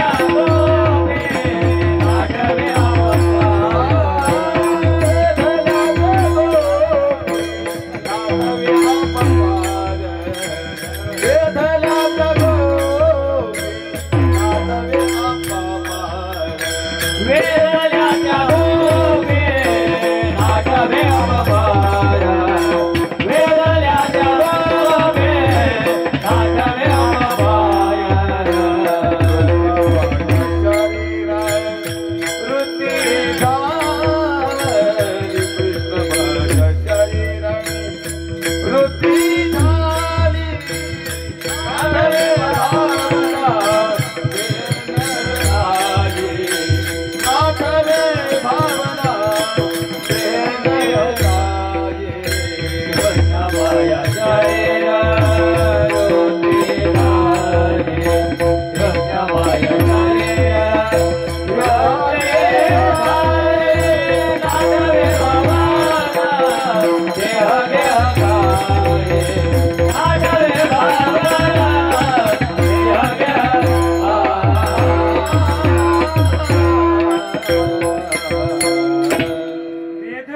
गोपी नाठवे अपपर. म्हणजे भगवंत ज्यांच्याकडे, भगवंताला ज्या गोपींचं ध्यान लागलं बरं का. फार नवलय या अभंगामध्ये अनेक संतांनी अनेक गवळणी गोपींच्या स्थितीवर केल्या, पण त्या एकाकी होत्या. हरिणे माझे हरले चित्त. तुकोबा सांगतात हरिणे माझे हरले चित्त, भार वित्त विसरले. कुणाचं हरलं? एकाच गवळणीचं. पण इथे नाथराय वर्णन करतात बरं का. वेधल्या त्या गोपी, त्या म्हणजे किती असतील ते, त्याचं गणित आम्हालाही सांगता येणार नाही आणि नाथ सुद्धा करू शकले नाहीत. वेधल्या त्या गोपी कशाला का नाठवे अपपर. काय विशाल म्हणजे इतकी विशाल भूमिका आहे की नाथांना ज्यांच्याशी संबंध आला ती एकटी नव्हती, एक समूह होता. 5, 50, 100 गवलणींच्या समोर नाथ महाराज उभे होते आणि त्या तेवढ्या गवलणीची स्थिती नाथ महाराज वर्णन करतात की वेधले त्या गोपी नाठवे अपपर. जेव्हा त्यांच्या स्थितीशी एकरूप झाले तेव्हा त्यांना कळलं की यांच्या ठिकाणी मी आणि माझेपणा हा भावच शिल्लक राहिलेला नाही. त्यांच्या ठिकाणचा जो मीपणा होता तो नष्ट झाला होता. मी नष्ट झाल्यामुळे माझेपणा गेला आणि माझेपणा गेल्यामुळं या 2 गोष्टी या देहातून गेल्या ना बाबा तुम्ही देवच झाला. कृष्णमय शरीर वृत्ती झाली म्हणजे आता त्या गवलणी गोपीच होत्या, त्या देव नव्हत्या. पण त्यांचं जे शरीर आहे ते कृष्णमय झालं. त्यांच्या शरीरामध्ये काम, क्रोध, लोभ, मोह, मद, मत्सर्य, षड विकार आणि रज तम सत्व जी बाधा करतात ते तिन्ही गुण म्हणजे अष्टदा प्रकृतीचे तिन्ही गुण नष्ट झाल्यामुळं त्या काय झाल्या कृष्णमय शरीर त्यांचं झालं. आणि कृष्णमय शरीर झाल्यामुळं त्यांना आता अपपर भाव त्यांचा नष्ट झाला. अपपर भाव नष्ट झाल्यामुळं त्यांची जी स्थिती झाली ती दुसऱ्या चरणात वर्णन करतात. नाठवे भावना देह घेताई, नाठवे भावना देह घेताई, नाठवे भावना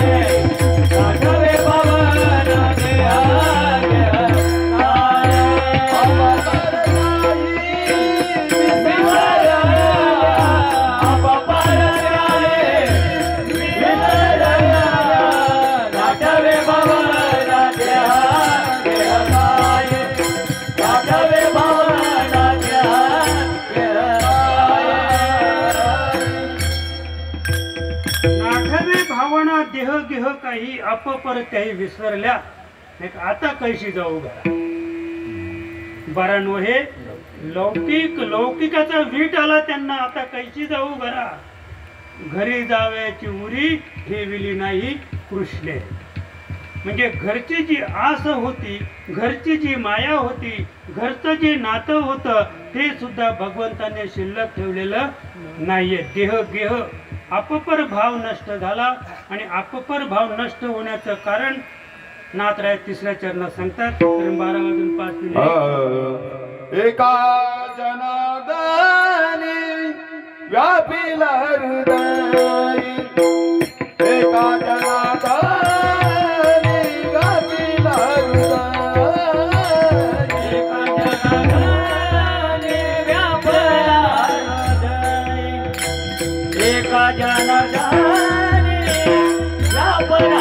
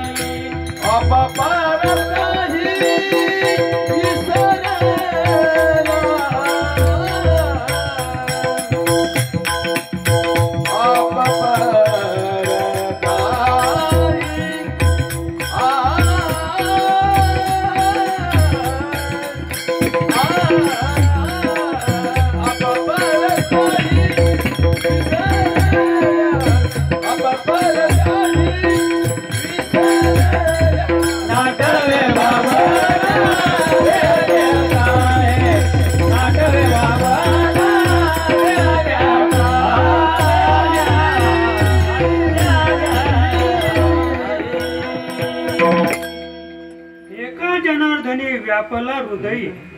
नाथ महाराज सांगतात की मी जेव्हा अनुशीलन केलं, परिशीलन केलं, जरा आत्मस्थितीने नजर टाकली तर माझ्या लक्षात आलं की तो भगवान श्रीकृष्ण या गोपींच्या हृदयामध्ये ओतप्रोत भरलेला आहे. विठ्ठल जलिस्थली भरला, रीता ठाव नाही उरला, तो मी दृष्टीने पाहिला विठ्ठलची विठ्ठलची विठ्ठलची. किंवा तुका म्हणे देह भरिला विठ्ठले, काम क्रोधे केले घररीती. तुकोबांच्या उक्तीप्रमाणे त्या गवळणींचं शरीर आतून पूर्ण परब्रह्म रूप झालं होतं. त्याच वेळेला नाथांनी जरा बाहेर नजर टाकली तर हरी हा रांगत रांगत नाही का, सावळा देखिला नंदाचा, सावळा देखिला नंदाचा, त्याने आनंदाचा पुरा, त्याने आनंदाचा पुरा देखिला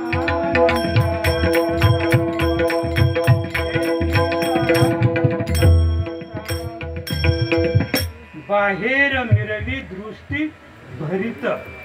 त्याचं रूपच असं होतं की ते डोळ्यात भरायचं. महाराज भगवंताचं रूप कसं आहे, सावळं रूप आहे. मग भगवंत काळा आहे का? भगवंत काळा नाही. पंढरपूरचे पांडुरंग काळे नाहीत. ते कसे आहेत ते आपल्याला सांगता येणार. त्याचा जो कलर आहे ना, त्या कलरचं वर्णन अद्याप कोणत्याही कलर बनवणाऱ्याने केलेलं नाही. बाकी सगळे कलर अमुक लाल मध्ये पिवळा मिसळला की लगेच तो काळा होतो. लाल अधिक पिवळा बरोबर काळा. पण भगवंताचा जो कलर आहे त्या कलरचं अद्याप त्या रंगाचं वर्णन कुणीच केलेलं नाही. कारण रंग पाहता रंगुनी जाता, रंगची नैनी भरा, आणि पंगू करा मन श्री गुरुचरणी श्रीरंग वरा. असा जो भगवंत आहे तो भगवंत त्यावेळच्या गोप गवळणीच्या डोळ्यात भरला आणि भरोनी उरला अभ्यंतरी. संपूर्ण त्यांच्या डोळ्यात भरून जो शिल्लक राहिला तो विश्वरूप झालेला भगवंत आज तुमच्या आमच्या पुढे आपल्याला सुद्धा पहा पहा डोळे भरी. बरं का, आपल्याला सुद्धा चर्मचक्षुच्या भीतरी तो भगवंत आपल्याला आपल्या उघड्या डोळ्याने पाहायचा आहे. पण त्याच्यासाठी ज्ञान दृष्टी उलट करा. वाहतो आनंदाचा झरा. त्या आनंदाचा झरा पाहण्यासाठी आपली दृष्टी उलट करायचे. उलट उलट माघाऱ्या प्राण्या फिर गोते काशी, भरला पुरमायेचा लोंढा वाहुण्या जशी. विठोबा रघुमाये,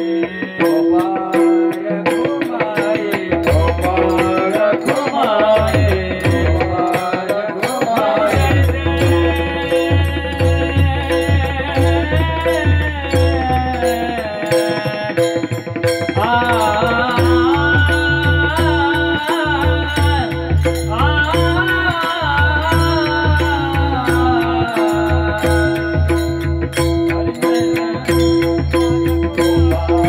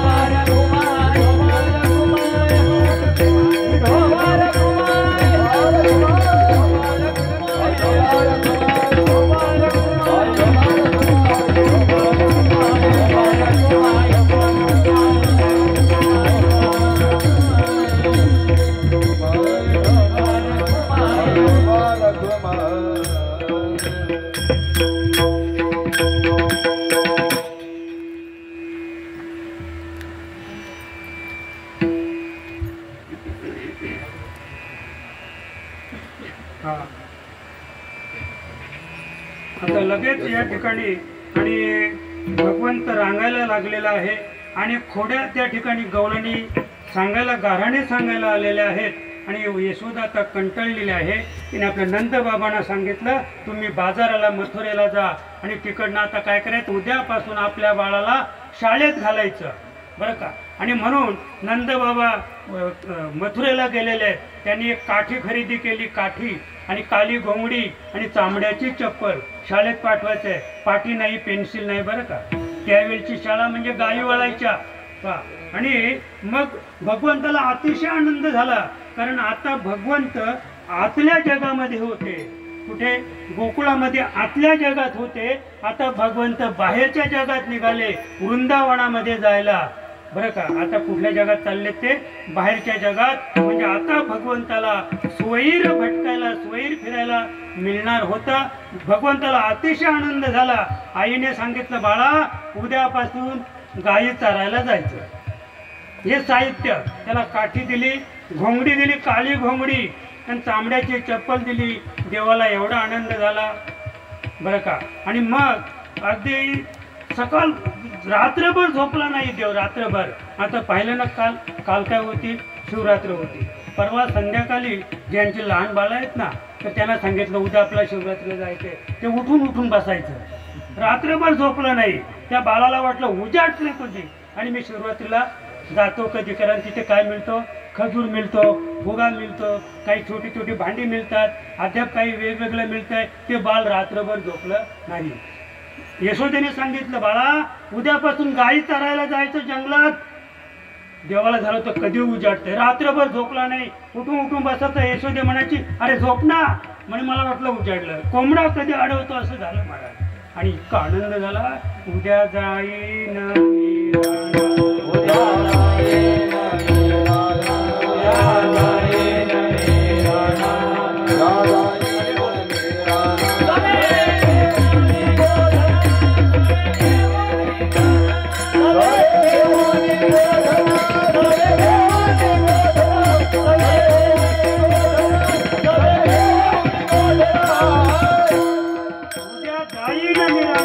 राखावयाजी गोधना किंवा चारावया गोधना.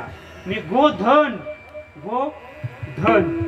गायी नाहीत, गोधन आहे. ते दैवत आहे आपलं हिंदू धर्माचं, सनातन धर्माचं. आणि ते धन आपण काय केलं पाहिजे, सांभाळलं पाहिजे. आम्ही जरी गायी म्हशी सांभाळल्या पण दुधासाठी म्हातारी झालेली म्हैस विकून टाकली, म्हातारी झालेली गाय आम्ही कसाबाला विकली. म्हणजे आम्ही व्यवसायात्मक बुद्धीने पाहिलं पण गो नावाचं हिंदू धर्माचं सनातन धर्माचं ते काय महान असं धन आहे आणि ते धन आपण सांभाळलं पाहिजे. आणि म्हणून भगवंत गायी वळायला वृंदावनात निघालेले आहेत, गोवर्धन पर्वताकडे गेलेले आहेत. अतिशय आनंद झालेले. अनेक सवंगडी देवाला मिळाले त्या ठिकाणी. इथे तो एकटाच होता महाराज. आणि अनेक सवंगडी मिळाल्यानंतर एवढा आनंद कारण शिदोरी सुद्धा आता जाईन मी राहणार बरं का.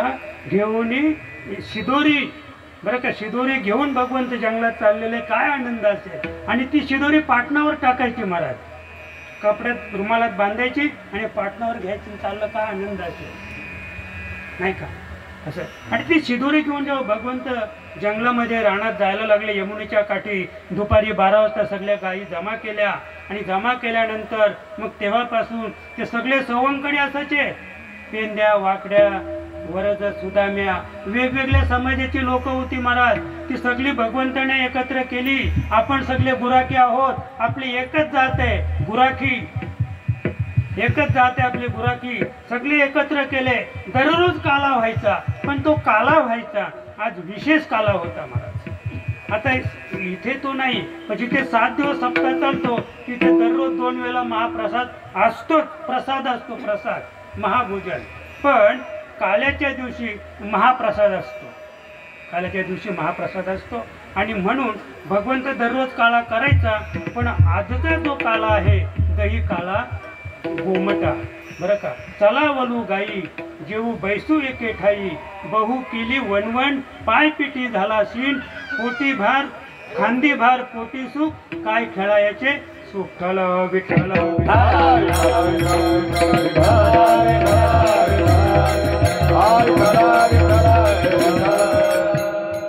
आणि मग त्या ठिकाणी सगळे एकत्र जमवले. आमचे भगवंत पुढे आले. त्यांनी स्वतःची शिदोरी मध्यभागी ठेवली. माझे आहे तैसे पाहे नाही तरी घरा जाये चोरून या माये नवनीत आणावे. भगवंताने आपली शिदोरी पुढे केली. ती शिदोरी कशी होती? शुद्ध सत्वाचा कवडा मोठा. ते पुढे ठेवून सांगितलं असं पाहिजे सगळ्यांचं. असं असेल तर थांबा नाही तर निघून जा. मग तुकोबा ते होते. तुकोबाने विनंती केली. तुका म्हणे हरी माझे नाही कोणी घरी आणि नका करू दुरी मज पाया वेगळे देवा. मी घरी गेलो तर आमच्या घरी कोणीच नाहीये. लोक आहे आई वडील घरी नाहीत पण तरी देव सांगतात चोरून नियम आहे. चोरी करा शेजारची पण माझं हे तसंच पाहिजे. बरं का? हे भक्तीचं वर्म आहे. काहीतरी चालत नाही आणि कसं तरी चालत नाही. देवाला कसं तरी चालत नाही. जसं देवाचं आहे माझ्या आहे तैसे पाहे. जसं माझं आहे तसं तुमचं पाहिजे तरच देव त्याच्यावर कृपा करतो. देव त्याच्यावर प्रसन्न होतो. आणि म्हणून त्या ठिकाणी तो काल्याचा एक मोठा समारंभ निर्माण करायचा ठरवला. आणि जे ते गोप गवळी त्या ठिकाणी होते महाराज त्यांच्यासारखा भाग्यवान कोणी नव्हता. बरं का? हातीवाडी नारायण. त्यांना स्वतः भगवंताने पंगत टाकली. बसा पात्र स्वतः टाकली आणि मीच वाढीन माझ्या हाताने. काय भाग्य असेल त्या गवल्यांचं. स्वतः भगवंताने त्यांना वाढलं जेव्हा. बरं का? इतकं सुंदर म्हणजे जेवून झाले. ते इतके जेवले की अगदी ढेकर देईपर्यंत त्यांचं जेवण झालं. आणि त्याच वेळेला म्हणजे ब्रह्मदेव किंवा इंद्रदेव सगळे 33 कोटी देव एकत्र आले नाही का. आणि काय केलं त्यांनी? आजी ओस अमरावती आजी ओस अमरावती आजी ओस अमरावती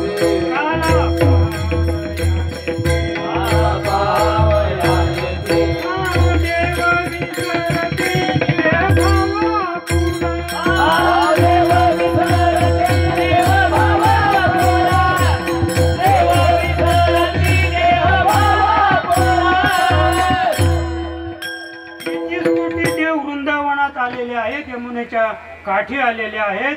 आणि देह भाव आपुला आम्ही देव आहोत हे ते विसरले. थोडक्यात सांगायचं माणसाची रूप घेतली त्यांनी. तर देव होऊन आपल्याला प्रसाद भाषण करता येणार नाही. बरं का? आता इथे आपण आहोत तर आपल्या या विभागाचे आमदार खासदार आले तर ते इथे बसतील का? नाही बसणार. ते तर नाही बसू दे. पण इथे जर आले तर ते मालकाला आकाश ठेंगणं होईल. तो मालक इथे बसणार नाही. तो मालक त्यांच्या सेवेला लागेल. सगळी सेवा त्यांची स्पेशल म्हणजे काय VIP. त्यांची कशी सेवा असते? VIP सेवा असते पा. आणि म्हणून मला काय सांगायचं की देवानी पाहिलं VIP सेवा चालणार नाही. केव्हा केव्हा आम्हाला सांगतात महाराज चला तिकडे जेवायला. जेवायला तिकडे जायचं. जेवण इकडचंच नेलेलं आहे. बरं का? पण पंगत इकडे मोठी पडलेले. 2-4 पंक्ती उडल्या तरी महाराजांना पंगत नाही. बरं जेवण कुठलं आहे? पंक्तीतलं जेवण आहे. पंक्तीतलं जेवण पंक्तीत. पण तास झाला तरी महाराजांना जेवण नाही. मग मी नेहमी बोलतो पंक्तीत बसा. आम्ही पहिल्या पंक्तीत बसतो. कधी वेगळं जेवत नाही. आणि वेगळं जेवण आम्हाला कधीच आवडत नाही. कधीच आवडत नाही. वेगळं बसणं वेगळं करणं. समाजात बसलो पाहिजे. याच भूमीवर बसलो पाहिजे. खुर्चीवर बसून कीर्तन ऐकणं.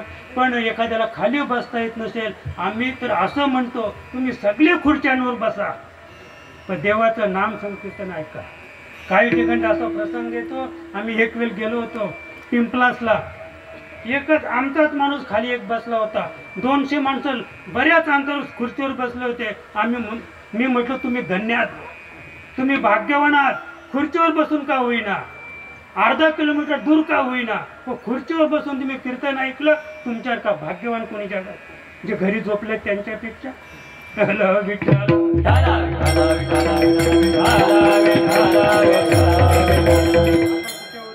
आता देवांनी माणसाची रूप घेतलेली आहेत. आपण इथे होतो, देव तिथे आले. काला वाटायचं काम चालू होता.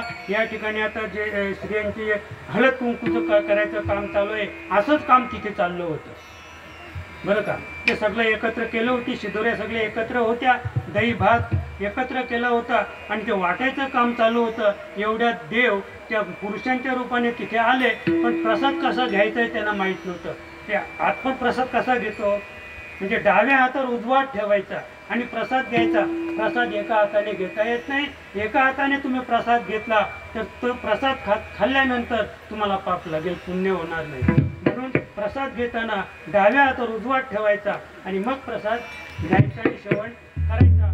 पण ते जे आले तर त्यांनी असे हात केले. त्यांना माहित नव्हतं प्रसाद घ्यायचं बाबा. दोन्ही हात असे केले. अरे देवाने पाहिले, अरे यांना प्रसाद घ्यायची अक्कल नाही, म्हणजे ही माणसं नाही. माणसांना प्रसाद कसा खायचा ते अक्कल आहे, देवाला ते अक्कल नाही. कारण देव कधी खातच नव्हते आणि खात सुद्धा. देवांना भूक लागत नाही, देवांना संडास होत नाही, देवांना लघवी होत नाही, देव पाणी पित नाहीत, देव अन्न खात नाहीत. पण काल्याचा प्रसाद सेवन करण्याकरता आले, पण त्यांचं वर्म चुकलं. असे दोन्ही हात केले. देवाने सांगितलं यांना लाजे त्याशी वाटा नाही. कारण हात असे केले पण मान. कारण काय भरोसा आहे, देवाने आपल्याला ओळखले तर मान खाली केले आणि दोन्ही हात पुढे केले. देवाने सांगितले लाजे त्याशी वाटा नाही. ते लाजतात ना, त्यांना अजिबात प्रसाद देऊ नका. पण देव काय सामान्य आहेत का? देवाने विचार केला, अरे नका देऊ, इथे तरी आम्हाला वाटा नाही मिळाला, मग आम्ही काल्याची या असे देव जली झाले मासे पुसून या असे टेरी सांगत आहात. देव म्हटले, अरे तू काय देव असतील भगवान श्रीकृष्णा, आम्ही काय सामान्य आहोत का? अरे मी इंद्र म्हणजे 33 कोटी देवांचा राजा आहे. ब्रह्मदेवाने सांगितलं, अरे ब्रह्म संपूर्ण सृष्टी मी निर्माण करतो. भगवान शंकर म्हणाले, सगळ्याचा संहार मी करतो. भगवान विष्णू म्हणाले, अरे सगळं जग मी सांभाळतो. तुम्ही काय कमी समजताय का आम्हाला? सगळ्यांनी माशाची रूपं घेतली या म्हणे आता बरं का. पण देवाने सांगितलं बरं का, आज तिथे यमुनेच्या डोहामध्ये कालिया नाग आलेला आहे. काय केली? भीती निर्माण केली. तिथे आज नाग आलेले आहे आणि आपण हात धुवायला गेलो आणि जर नागाने आपला पाय पकडला म्हणजे आपल्याला मृत्यू आला.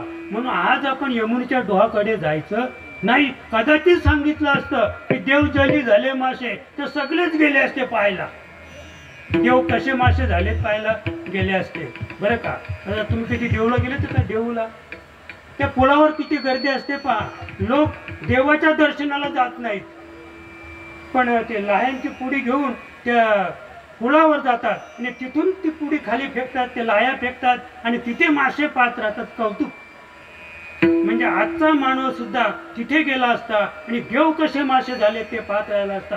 म्हणून देवाने भीती गाठली, अरे तिथे काल्या नावाचा नाग आलेला आहे आणि तो आपला मृत्यू त्याचे त्यांनी काय केले, त्या डोहामध्ये विष पसरवलेला आहे आणि म्हणून तिथे हात धुवायला जायचं नाही. पिरी सांगाते हात. म्हणजे आता आपण काला प्राशन केला, आता काय करायचंय? पिरी सांगाते हात. पण काल बदलला. म्हणजे देवाने काय सांगितलं की आपण म्हणजे प्रसाद घेतला की असे हात करायचे, पण आता काल बदलला. आता माणसं कीर्तनातून उठली की मग असे करतात. म्हणजे इथेच झटकून टाकायचं सगळं. जे ऐकलं ते इथे सोडून द्यायचं, या कानाने ऐकायचं, या कानाने सोडून द्यायचं. टिरी सांगते देवांना तिथेही तो प्रसाद भाषण करता आला नाही. इतका काला इतका उत्तम आहे महाराज.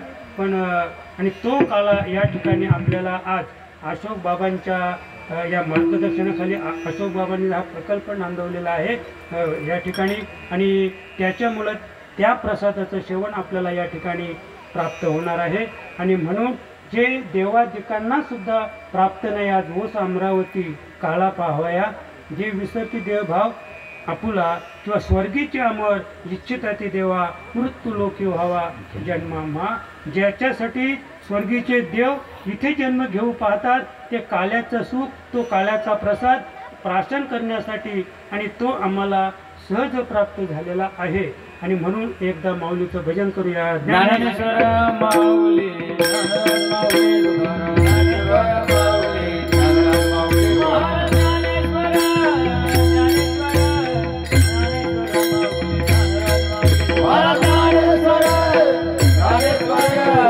Hare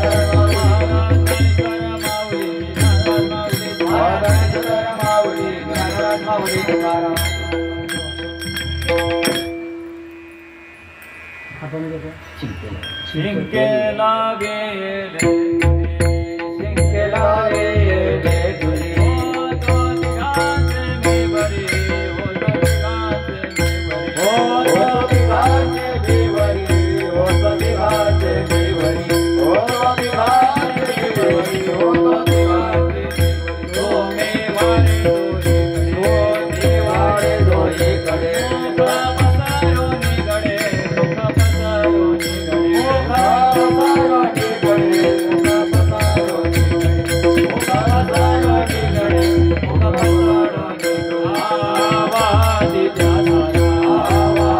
जातारा आवाजी जातारा यारे दोहीचा कोपया यारे दोहीचा कोपया यारे दोहीचा कोपया यारे दोहीचा कोपया यारे दोहीचा कोपया यारे दोहीचा कोपया ओ मी वारे दोही कडे मी वारे दोही कडे मुखा पसारो निगडे मुखा पसारो निगडे मुखा पसारो निगडे मुखा पसारो निगडे मुखा पसारो निगडे मुखा पसारो आ तुका मने तुका तुका मने तुणे का उणे ने देखा आणि का उणे ने देखा आणि का उणे ने देखा आणि का उणे ने देखा आणि का उणे ने देखा आणि का उणे ने देखा ओ मे वारे दोही कडे मे वारे दोही कडे मुखा पसारो निगडे मुखा पसारो निगडे मुखा पसारो निगडे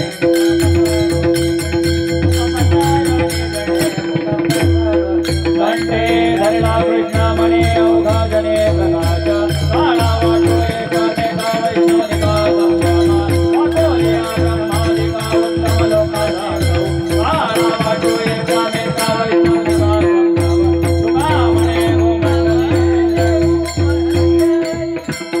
तुका म्हणे भूमंडली तुका म्हणे भूमंडली तुका म्हणे भूमंडली आम्ही